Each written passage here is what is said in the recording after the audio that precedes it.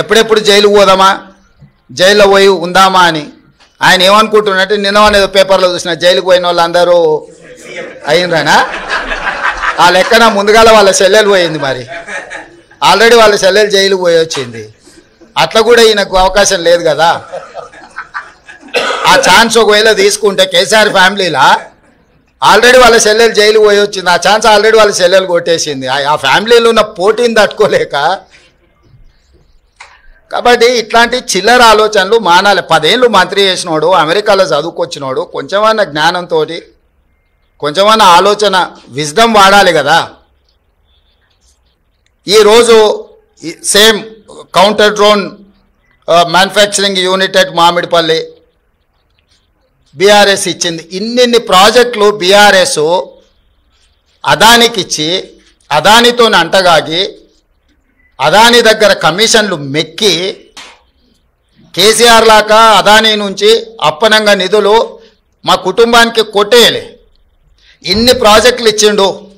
ఈ ప్రాజెక్టులు అన్ని ఇచ్చినందుకు కేటీఆర్ను ప్రాసిక్యూట్ చేయాలనా? అదానిని కేసీఆరే కాల్చండి, కేటీఆర్ అనే కాదు. దీనికి ఏం సమాధానం చెప్తాడు?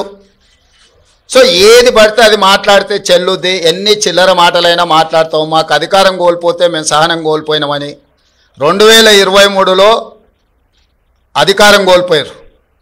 2024 జూన్లో డిపాజిట్లు కోల్పోయారు. ఇప్పుడు మెదడు కూడా కోల్పోయారు టీఆర్ఎస్ వాళ్ళు.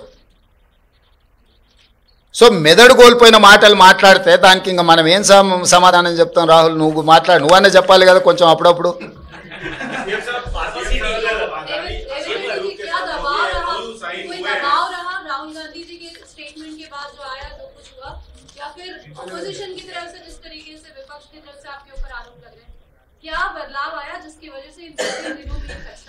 बदलाव नहीं है, ये कंट्रोवर्सीज में मैं जाना नहीं चाहता हूं.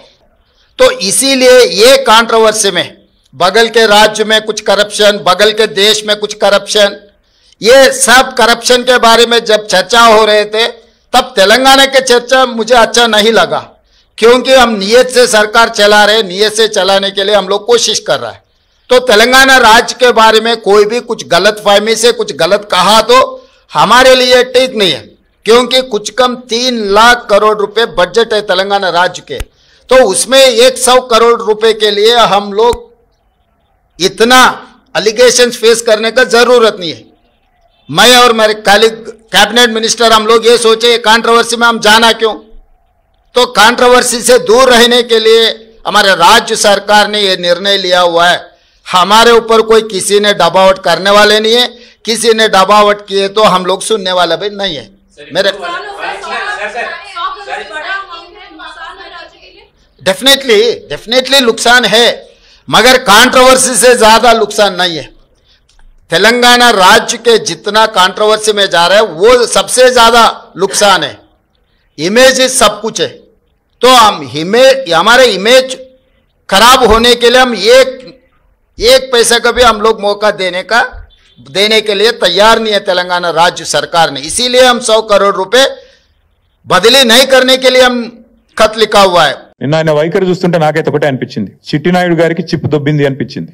ఎందుకంటే ఆయన మాటలు, ఆయన వైఖరి నిన్న అసలు ఏం మాట్లాడుతున్నారో కూడా తెలియనంత ఒక ఏదో పిచ్చి రిపోర్ట్ రిలీజ్ చేసినాడు నిన్న. ఇవన్నీ బీఆర్ఎస్ హయాంలో విడుదల చేసిన అదానికి ఇచ్చిన ప్రాజెక్టులు అంటాడు. అరే ఎంత మూర్ఖత్వం అంటే, దీనికి నాకు ఏం చెప్పాలో కూడా అర్థం కావట్లేదు. ఎంత మూర్ఖత్వం అంటే, రక్షణ శాఖ రాష్ట్ర ప్రభుత్వ ఆధీనంలో ఉంటుందండి. రాజ్నాథ్ సింగ్ గారు ఏం చేస్తున్నారు మరిగా? రక్షణ శాఖ మంత్రి ఆయనకి ఎందుకు మరి? ఎంత మూర్ఖత్వం అంటే, మాట్లాడితే కనీసం కొద్దిగా సోయి లేదు, ఏమి లేదు. ఇంకోటి 750 kV ట్రాన్స్మిషన్ లైన్ ప్రాజెక్టు, ఇది కూడా మాది కాదు, సెంట్రల్ గ్రిడ్ ఇది. అరే ఇవన్నీ గింత పిచ్చిగా, గింత మూర్ఖత్వంగా, గింత అవగాహన రాహిత్యంతో ముఖ్యమంత్రి మాట్లాడితే ఆయన ఏమనాలా? చిప్పు దొబ్బిందనపోతే దయచేసి నేను మీడియా మిత్రులను కూడా కోరుతా ఉన్నా, ఏది పడితే అది ముఖ్యమంత్రి నోట్లోంచి రాగానే అవేం భగవద్గీత అయిపోదు, అందులోకి వచ్చేటి అని శ్లోకాలు అయిపోవు. ఆయన మాట్లాడే దానిలో కూడా సరుకుందా, సబ్జెక్ట్ ఉందా, లేకపోతే అంతా బబరాజమానం భజగోవిందమా అడగాలి కదా. మనం కూడా అక్కడ కూర్చున్న వాళ్ళం ఎదురుగా జర్నలిస్టులుగా డెఫినెట్ గా ఆయన నిలదీయాలి. అది కేంద్ర ప్రభుత్వ ప్రాజెక్టు కదా సార్, నువ్వెందుకు పిచ్చి పిచ్చిగా మాట్లాడుతున్నావు అని ఒక్కరని అడగాలి కదా. అయితే ఇంకా ఆశ్చర్యం, ఇంకా చాలా ఆయన మాట్లాడుతూ ఉంటే డ్రై పోర్ట్ కూడా కేంద్ర రాష్ట్ర ప్రభుత్వాల సంయుక్త ఆధ్వర్యంలో చేసేది, దానికి కూడా కేంద్ర ప్రభుత్వం అనుమతి ఇవ్వాలి. వాళ్లతో సహకరించి, ఎందుకంటే మనకు ల్యాండ్ లాక్ స్టేట్, మనకు సముద్ర తీరం లేదు కాబట్టి డ్రై పోర్ట్ అనేది ప్రతిపాదన మనం తీసుకొచ్చినాం. దానికి కూడా కేంద్ర ప్రభుత్వంతో ఇంకా సంప్రదింపులు చేస్తానే ఉన్నాం, ఎవరికి ఏమి ఇవ్వలేదు. అది కూడా ఇవ్వంది ఇచ్చినట్టుగా చూపెట్టినాడు. ఇంకా విచిత్రం, ఇక సారు ఇదివరకు కూడా లక్ష్మయ్య సార్ కూడా ఐటీ మినిస్టర్ గా పనిచేసినారు, వారికి తెలుసు. పాపం చిట్టినాయుడికి ఏమో తెలియదు, ఎవడని చెప్తుంటాడా అంటే వినడు, అదో పెద్ద బాధ. ఆయన ఎంత మూర్ఖుడు అంటే, మేము కేసీఆర్ గారి ప్రభుత్వంలో రెండు దఫాలుగా మైక్రోసాఫ్ట్ నుంచి 31,000 కోట్ల పెట్టుబడులు డేటా సెంటర్ రంగంలో తీసుకొచ్చాం. ఒకటి ఫిబ్రవరి 2022లో 15,000 కోట్ల పెట్టుబడి, జనవరి 2023 సంవత్సరంలో 16,000 కోట్ల పెట్టుబడి. ఇవి రెండు కూడా నేను మీకు